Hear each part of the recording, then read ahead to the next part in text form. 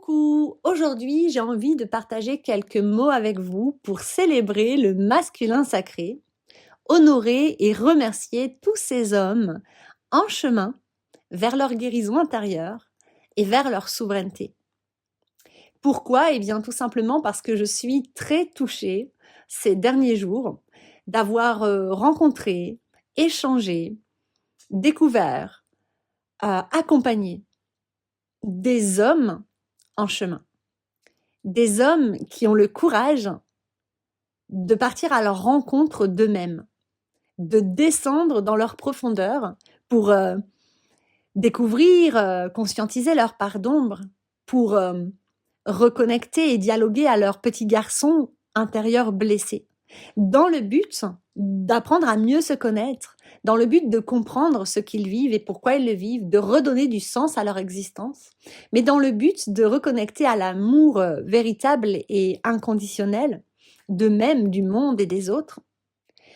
Ces hommes qui ont soif de guérison, qui ont soif d'épanouissement, qui ont soif de liberté, qui ont soif d'authenticité.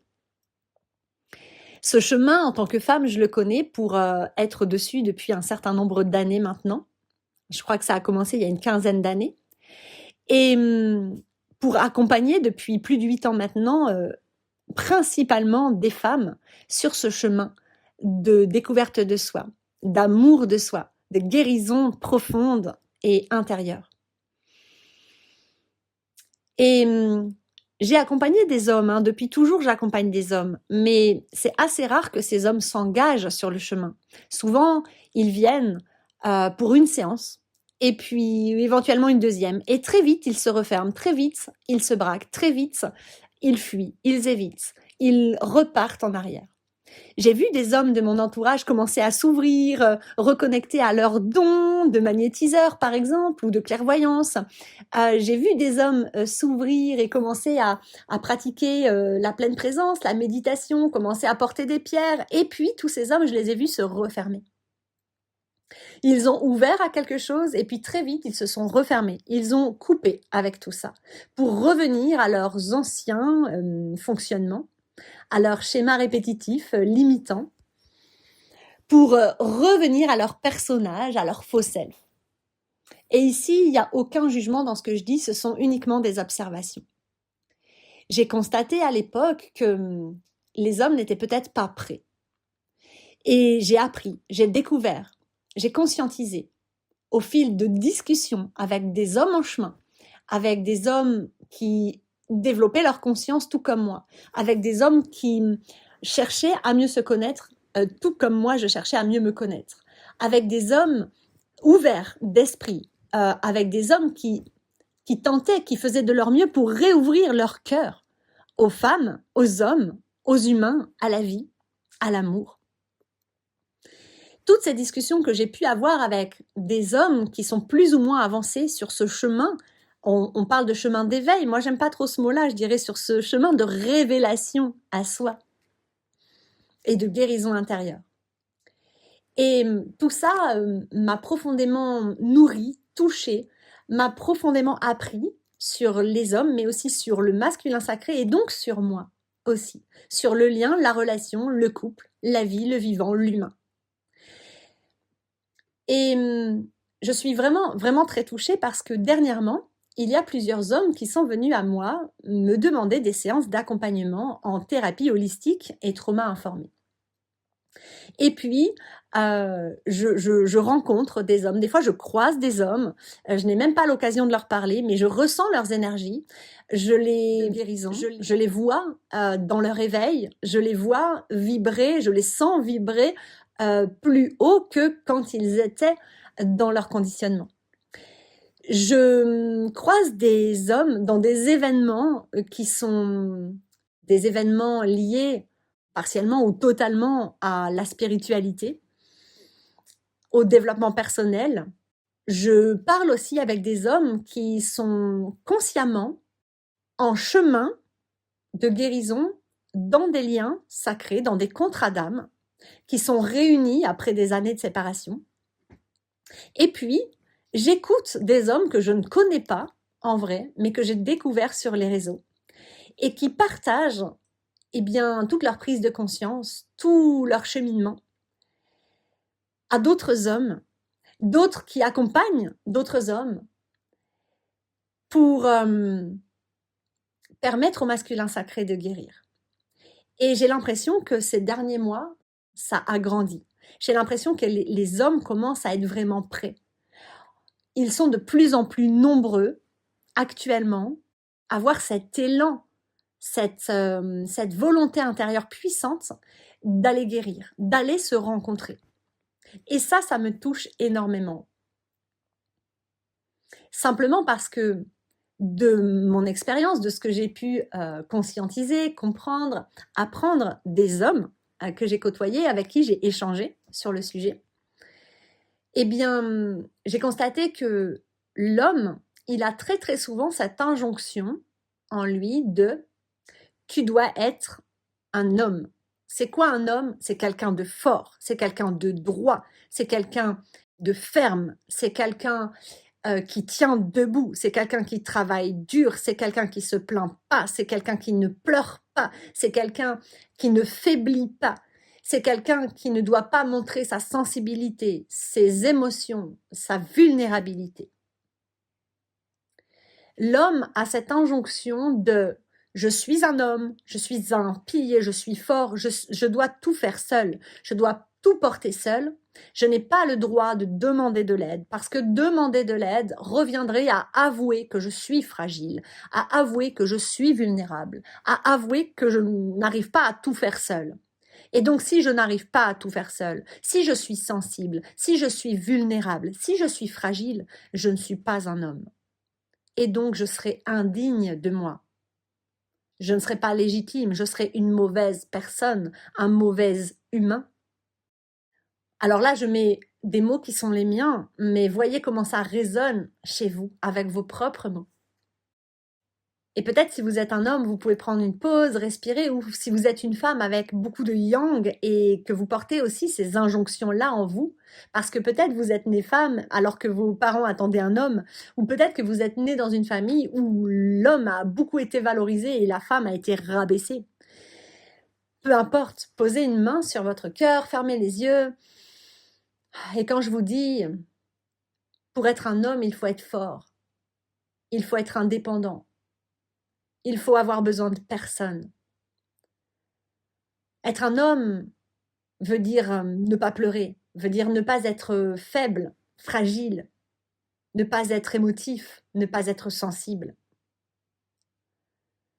Comment ça résonne en vous, dans votre corps maintenant? Qu'est-ce que vous ressentez dans votre corps et peut-être particulièrement dans votre cœur, autour de votre cœur, dans votre poitrine?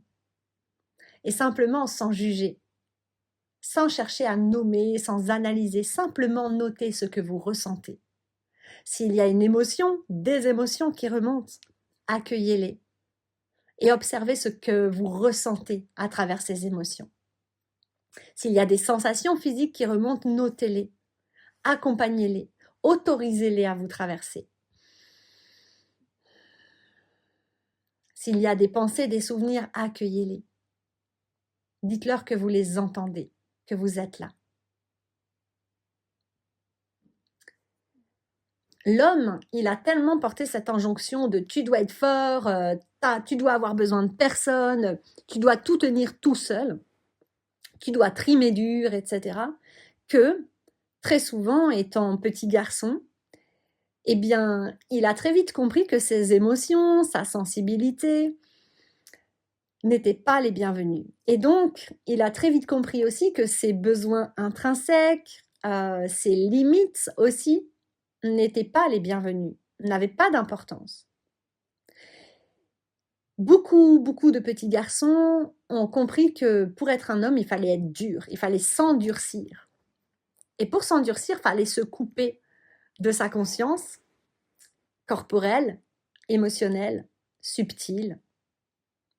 Il fallait développer son mental, analyser, comprendre, chercher, raisonner, calculer, manipuler peut-être, projeter.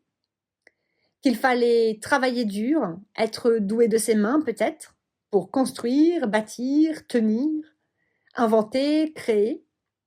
qu'il fallait être médecin ou bien chercheur ou bien scientifique.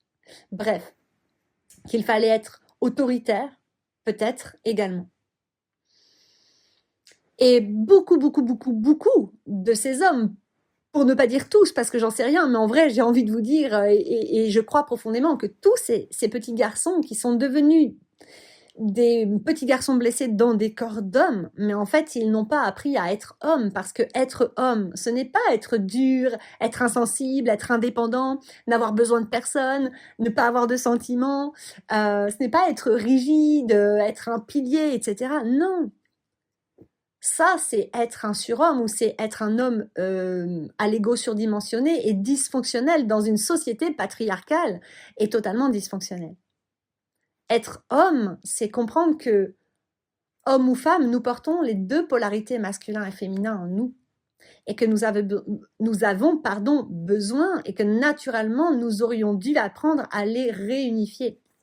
Ou plutôt, nous aurions dû apprendre à ne pas les diviser. Parce qu'à la base, quand on vient s'incarner sur Terre, la nature propre de l'humain, c'est l'unité.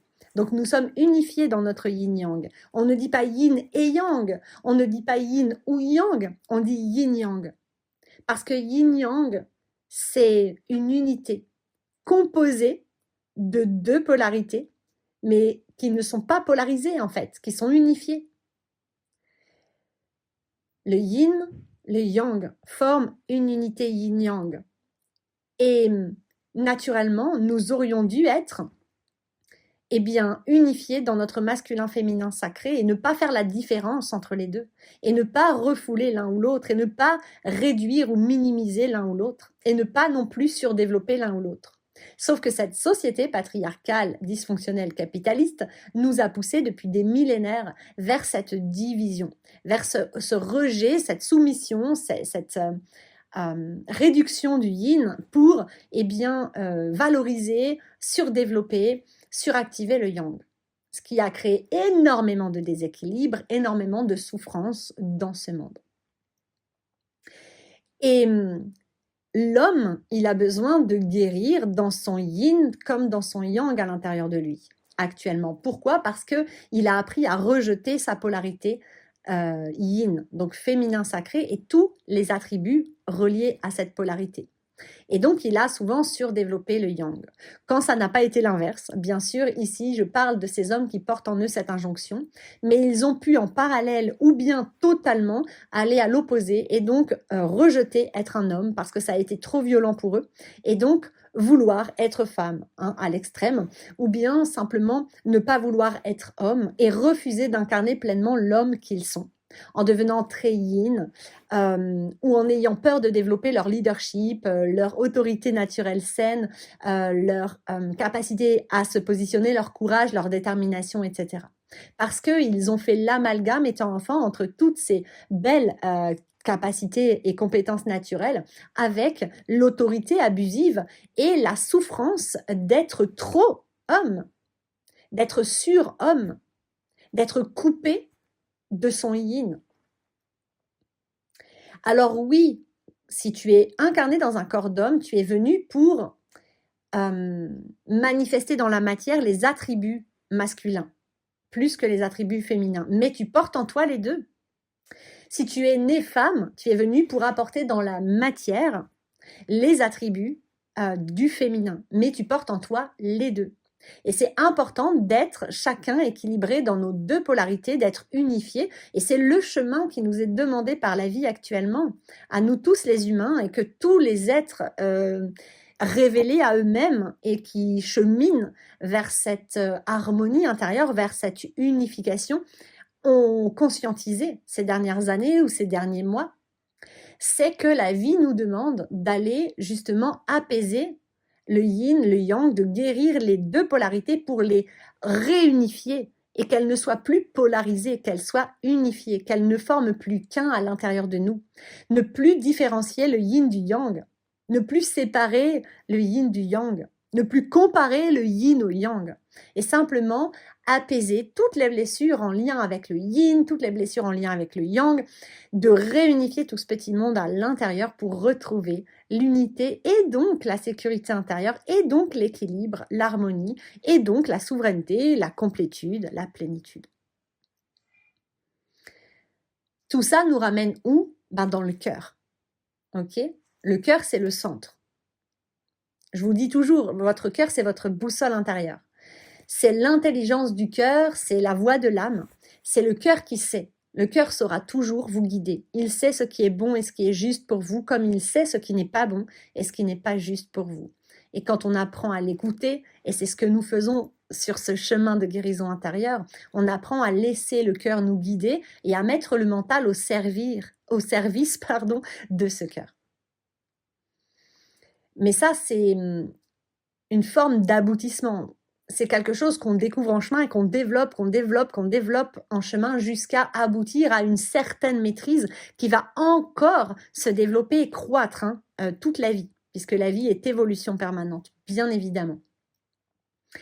Mais ici, j'aimerais vraiment souligner, célébrer, honorer tous ces hommes qui, dernièrement, là, ont osé ou qui sont en train d'oser, et aussi tous ceux qui ont osé il y a déjà des années, merci à eux parce qu'ils ont été précurseurs, ils ont été inspirants pour les autres hommes, ils ont été les premiers, et donc ils ont lancé le mouvement, ils ont créé l'élan, ils ont ouvert la voie, et ils ont montré le chemin. Et actuellement, il y a énormément d'hommes, j'ai la sensation, qui osent dépasser les limites, les peurs, les injonctions, les blocages qui les empêchaient avant de faire le premier pas vers eux-mêmes, vers la guérison, vers leur souveraineté, vers leur liberté, vers la découverte de leur être authentique. Et ça me touche profondément, ça me touche énormément, énormément, parce que j'ai connu trop d'hommes coincés dans ces injonctions. J'ai côtoyé trop d'hommes qui vivaient très très mal le fait d'être homme. J'ai côtoyé énormément d'hommes aussi torturés qui ne voulaient pas, qui n'étaient pas prêts à voir qu'ils étaient blessés, à admettre qu'ils avaient été traumatisés étant enfants, qu'ils avaient grandi dans des familles toxiques, etc. J'ai croisé beaucoup d'hommes et beaucoup de femmes très yang aussi, très très fiers comme ça, avec un ego surdimensionné, non pas parce que ce sont des mauvaises personnes, mais simplement parce que c'était une protection envers les autres, envers la vie, pour ne pas connecter à leurs blessures, pour ne pas toucher à leur plan émotionnel. J'ai rencontré énormément d'hommes évitants dans ma vie aussi, énormément d'hommes insécures, évitants, énormément d'hommes qui étaient très yin, qui rejetaient leur part autoritaire, leur leadership, qui avaient vraiment du mal à s'incarner en tant qu'hommes, dans leur part aussi protectrice, constructrice. Alors, voir des hommes en chemin, discuter profondément avec des hommes qui sont sur le chemin, certains depuis pas mal d'années, puis certains sont jeunes, certains sont moins jeunes, peu importe. Là, en ce moment, je rencontre vraiment des hommes d'un peu tous les âges, d'un peu tous les milieux, d'un peu tous les horizons qui me témoignent de leurs belles avancées, de l'ouverture de leur conscience, de l'évolution finalement de leur être, de leur compréhension de plus en plus affinée d'eux-mêmes, des autres, du monde, qui témoignent de ces retrouvailles quelque part avec leur âme, avec leur être authentique, qui témoignent de leur chemin de guérison. Et je trouve ça beau. Et je ne sais pas à vous, mais moi, ça me touche profondément. Pourquoi? Parce que, en tant que femme, en chemin vers ce couple sacré, en tant que femme qui ait atteint un certain niveau de réconciliation, d'apaisement, de réunification intérieure de mon propre couple sacré, en tant qu'être humain sur cette terre, également, simplement, pleine de compassion, d'empathie, j'ai conscience de l'importance de cette réunification, de la paix que l'on a besoin de retrouver, de rayonner, de vibrer à l'intérieur de nous, dans nos couples intérieurs individuels, et aussi à l'extérieur de nous, dans nos couples extérieurs et dans nos relations, homme-femme, femme-femme, homme-homme, mais surtout dans le lien, la relation masculin-féminin, que ce soit dans la relation humaine ou que ce soit dans la relation sur le plan des attributs, des compétences de chacune de ces polarités. Parce que la vie, c'est quoi? La base de toute chose, je vous le dis tout le temps, c'est yin-yang. Yin-yang, c'est féminin, masculin, unifié. Deux polarités interdépendantes, donc l'une ne peut pas fonctionner sans l'autre, qui s'alternent de manière cyclique et perpétuelle. C'est perpétuel, ça veut dire que c'est infini, ça ne peut pas s'arrêter. On passe de yin à yang, yin à yang, yin à yang, yin à yang, yang à yin, yin à yang, yang à yin, yin à yang, yang à yin. Et c'est perpétuel. Et ça, c'est en toute chose. C'est la base de toute forme de vie sur cette terre. Donc, si yin-yang est dysfonctionnel parce qu'il y a beaucoup de yang et pas de yin, ou beaucoup de yin et pas assez de yang, peu importe, dans les deux sens, c'est la même chose, c'est la kata. C'est dysfonctionnel, ça nous déséquilibre, ça nous désaligne, ça nous décentre, ça nous déphase, ça nous coupe de nous-mêmes, ça nous divise et ça crée énormément de conflits et de souffrances intérieures, extérieures, dans le monde. Donc la guérison du yin, elle est précieuse, mais la guérison du yang l'est tout autant. Et la guérison de yin-yang, couple sacré, souffle de vie, elle est fondamentale. Et nous sommes venus, nous toutes ces âmes volontaires, nous tous ces humains en chemin qui avons conscience de ça, nous sommes venus changer le monde en faisant chacun notre part. Et changer le monde, ça commence par changer son monde intérieur. Donc nous sommes venus sortir l'humanité de sa division, de sa séparation du yin et du yang, pour revenir la ramener à l'unité, à l'union yin-yang. Et c'est là que se situe l'amour inconditionnel. Yin-yang, c'est l'énergie du cœur, de l'âme. Et dans le cœur se situe notre équilibre, notre harmonie intérieure et notre capacité d'amour véritable.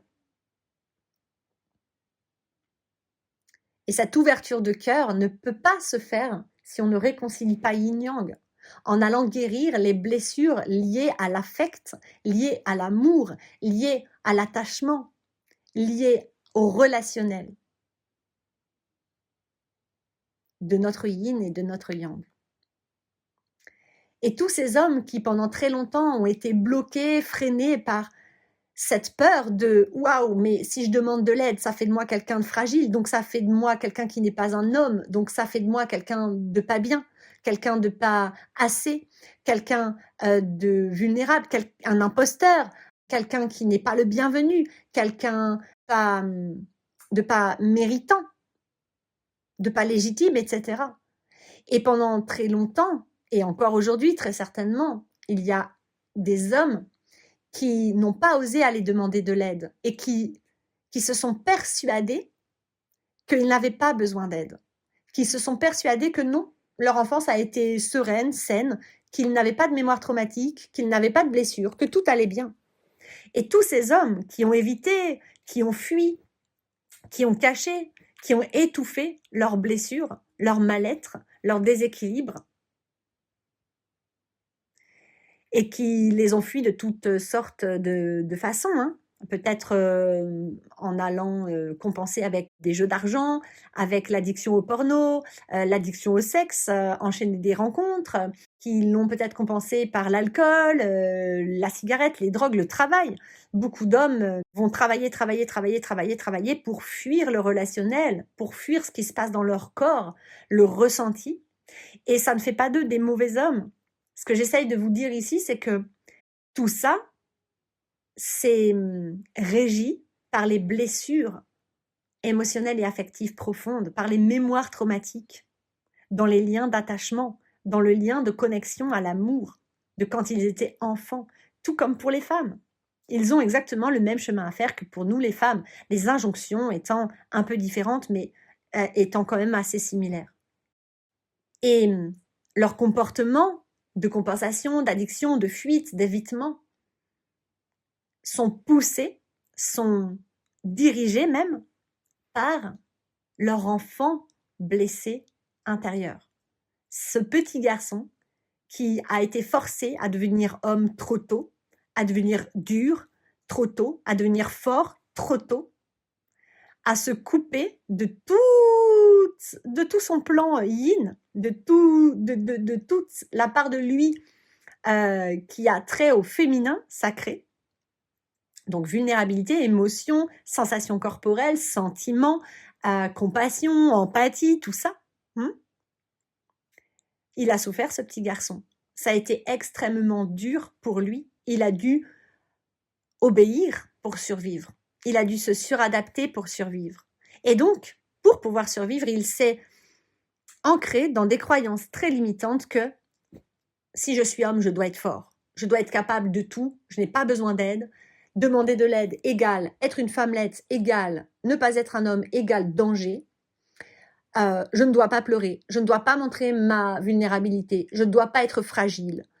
Et combien j'ai rencontré d'hommes qui étaient à bout depuis des années, qui étaient en plein burn-out ou dépression, mais quelque chose d'étouffé, qui allait très mal, mais qui ne voulait pas le reconnaître ou qui le reconnaissait à moitié, mais qui disait « oui, mais bon, je suis fort, je vais y arriver. Je vais tenir. Allez, encore, encore, encore. » Tous ces hommes qui avaient ou qui ont tellement besoin d'aide, de soutien, et qui n'osent pas le demander. Parce que ça ferait d'eux des non-hommes, des indésirables, des illégitimes. Ils le vivraient peut-être comme une humiliation. Ils ont peur d'être rejetés, abandonnés, montrés du doigt, accusés. S'ils demandent de l'aide, ils ont peur de culpabiliser, d'avoir honte. Et ils pourraient culpabiliser ou sentir de la honte à demander de l'aide à un thérapeute, à un coach, ne serait-ce que d'aller dans des cercles d'hommes, d'aller participer à des retraites, entre hommes ou même avec des femmes. Alors ici, je voudrais vraiment féliciter, célébrer tous ces hommes qui ont osé dépasser ces peurs, qui ont osé faire le premier pas. Je remercie du fond du cœur tous les hommes qui font appel à moi pour que je les accompagne en séance. Même si, très souvent, dès la première séance ou dès la deuxième, ils bloquent. Ils bloquent parce que moi, je vous accompagne en vous reconnectant à vos sensations corporelles, à vos émotions. Redescendre dans votre corps, à la rencontre de votre enfant intérieur, pour vous écouter vraiment, apprendre à être et sortir du mental. Arrêtez de vouloir tout comprendre. Arrêtez de vous arrêter sur les faits et plutôt revenir aux sensations. Et ça, beaucoup d'hommes ne sont pas encore prêts. Et je ne leur jette pas la pierre, je ne leur jetterai jamais la pierre. Je trouve ça simplement très juste, très important d'avoir conscience. D'avoir conscience que chacun avance à son rythme. Ces hommes avancent à leur rythme.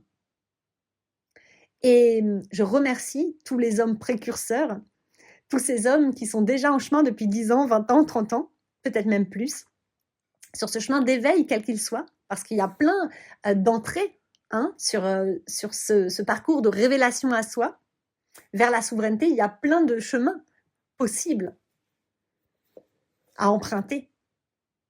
Il y a plein de portes d'entrée.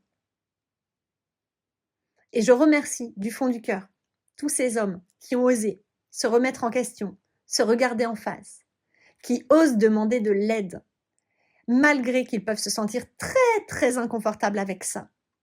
Tous ces hommes qui trouvent en eux une once de courage pour faire ce premier pas, et puis pour s'engager. Et bravo, bravo, bravo à tous ceux qui s'engagent sur ce chemin de guérison. Parce que vous savez, à chaque fois qu'un homme fait un pas vers lui-même, fait un pas dans la direction de sa guérison, eh bien, il participe à la guérison du monde, tout autant qu'à chaque fois qu'une femme fait un pas vers la guérison, elle participe à la guérison du monde et de l'humanité, et du monde dans son entièreté. Mais nous avons besoin que les hommes redeviennent hommes, que les hommes acceptent de s'incarner homme.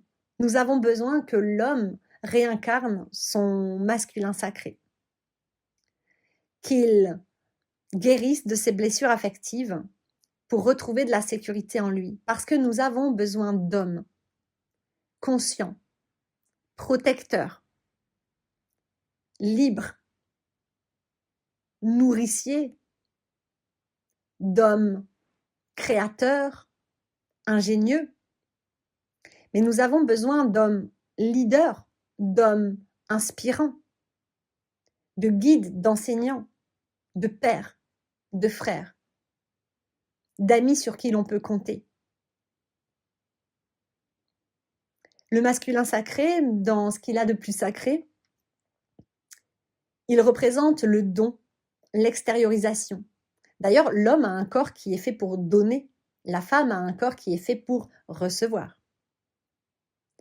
L'homme, dans son aspect de masculin sacré, il est fait pour protéger, pour leader, pour construire, bâtir, pour sécuriser.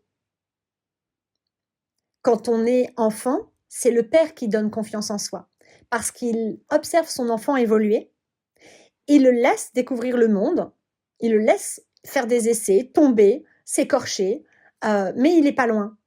S'il y a vraiment un danger de vie ou de mort, il le rattrape. Mais il le laisse faire ses expérimentations. Et là, je parle d'un homme sain, d'un homme équilibré et qui a un style d'attachement sécure. Okay, donc qui est stable émotionnellement, qui a confiance en lui, en la vie, etc. Et qui est bien, qui est épanoui et unifié. C'est chose rare, mais on y va, on y vient. De plus en plus, les hommes marchent ce chemin et vont atteindre cet espace-là. Il y en a quand même, hein, il en existe quand même un peu partout dans le monde. Trop peu, mais quand même, et heureusement. Et merci à eux de nous inspirer. Eh bien, un homme qui est sain, qui s'incarne pleinement, il va poser un cadre à son enfant, et ce cadre, ce ne sera pas un cadre étouffant, ce ne sera pas un cadre enfermant, non. Ce sera un cadre juste et sécurisant. Et ce cadre, il va le faire évoluer en fonction de son enfant, de l'évolution de son enfant. L'enfant grandit, ses capacités, ses compétences grandissent, et donc le cadre évolue avec lui.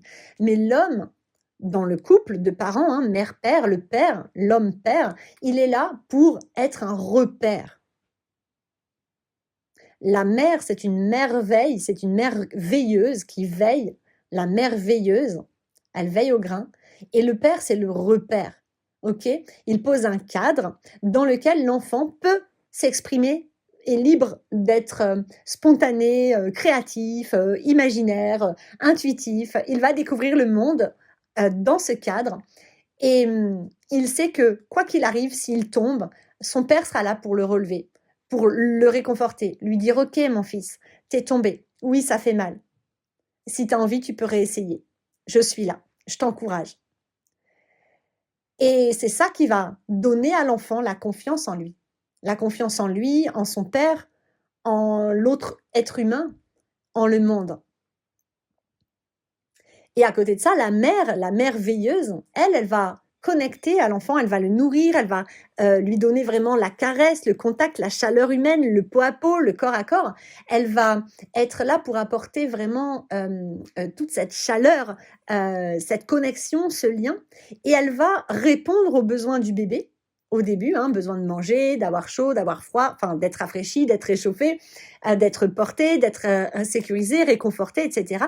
Et elle va aussi en répondant à ses besoins et progressivement en lui montrant aussi à son enfant qu'elle-même répond à ses besoins en priorité et juste après à ceux de son enfant, eh bien elle va apprendre à l'enfant à répondre à ses besoins par lui-même.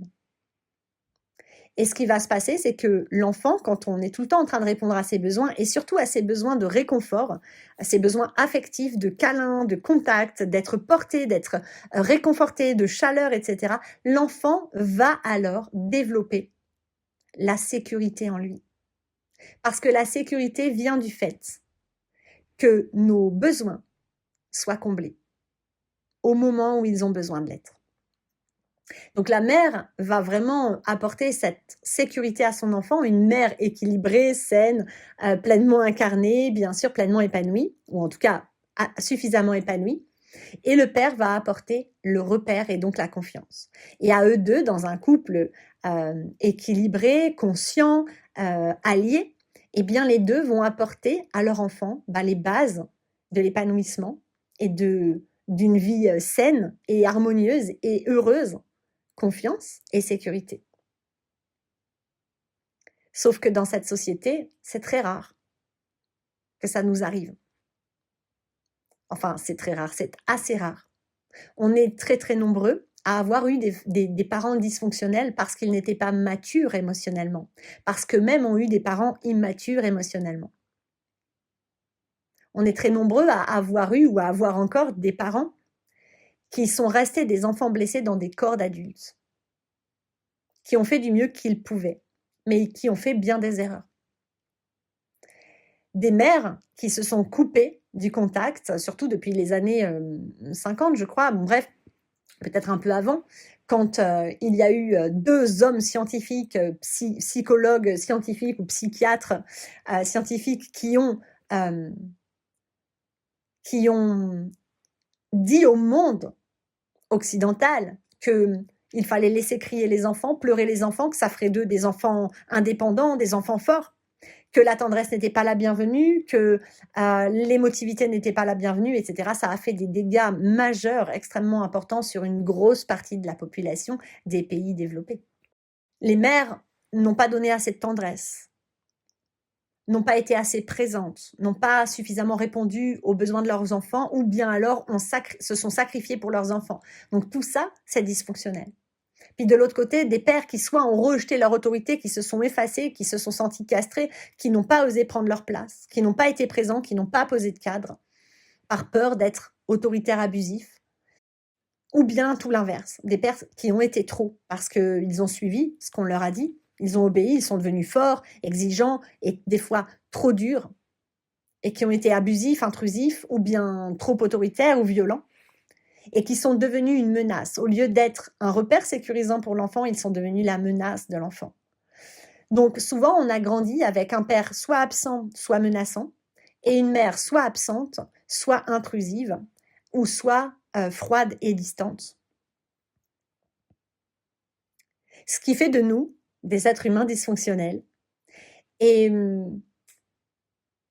je trouve ça passionnant à comprendre parce que même si je suis vraiment désolée pour tous les êtres humains, et moi y compris, qui avons dû vivre toutes ces souffrances, qui avons dû porter toutes ces mémoires traumatiques, toutes ces blessures, qui avons dû en baver et qui devons cheminer pour aller guérir. Mais en même temps, je trouve ça passionnant parce que ce qu'on fait, c'est hyper important. Et ici, j'aimerais vous le rappeler, nous sommes en train de changer le monde en changeant intérieurement. Nous sommes en train de guérir l'humanité en guérissant chacun individuellement. Voilà, donc ici je remercie bien sûr tous les hommes et toutes les femmes en chemin, mais ce podcast était dédié particulièrement aux hommes. Et je voudrais vraiment, si vous êtes un homme et que vous m'écoutez, et que vous avez envie de guérir, de changer de vie, de reconnecter à votre bonheur, de vous épanouir, de retrouver votre souveraineté, votre liberté, mais que vous avez encore peur du qu'en dira-t-on, peur de perdre peut-être des membres de votre famille ou je ne sais pas, des gens que vous connaissez depuis longtemps, peur de ressentir cette culpabilité, cette honte, que vous avez encore des blocages.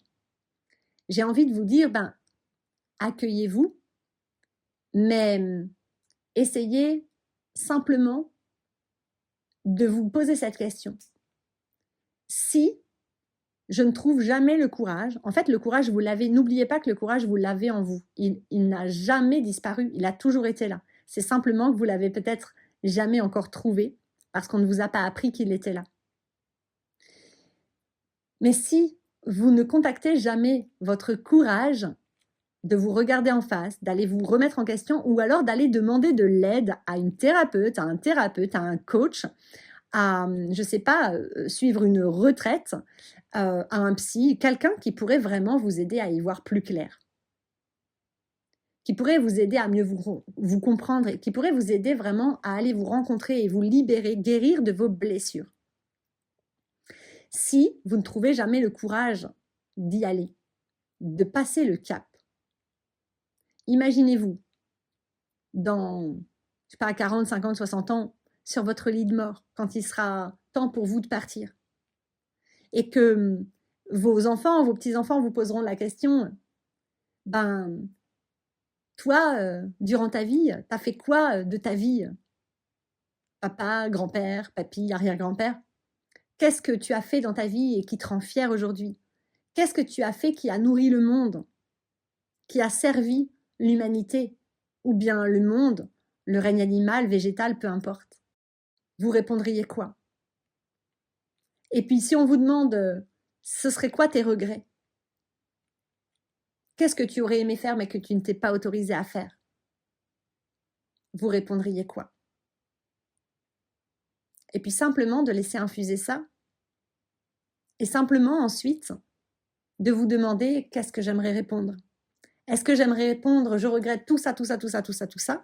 J'ai le cœur lourd et j'ai été malheureux toute ma vie ou moyennement heureux? Ou est-ce que j'aimerais répondre bah ouais, moi j'ai osé. J'ai osé faire ça, j'ai osé avancer, demander de l'aide, guérir mon masculin sacré. J'ai osé aller vers la femme qui m'inspirait, la femme de mon cœur, vers les personnes qui m'appelaient. J'ai osé tout changer dans ma vie. J'ai osé déposer les masques, les constructions. J'ai osé transformer littéralement ma vie pour me reconnecter à l'essentiel. J'ai osé être libre. J'ai osé cheminer vers mes rêves. J'ai osé la pleine présence. J'ai osé sortir du cadre. J'ai osé agrandir ma zone de confort.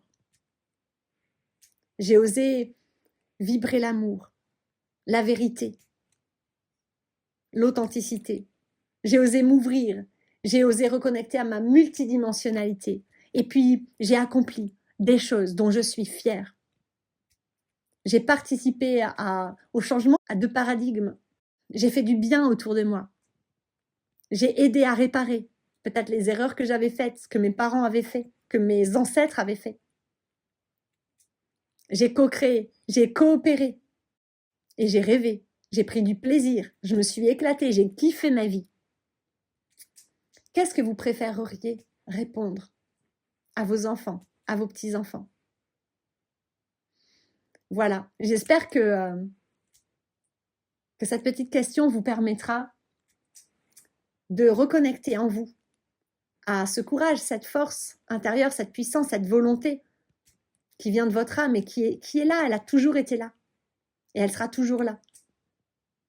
Et d'oser faire un premier pas vers vous.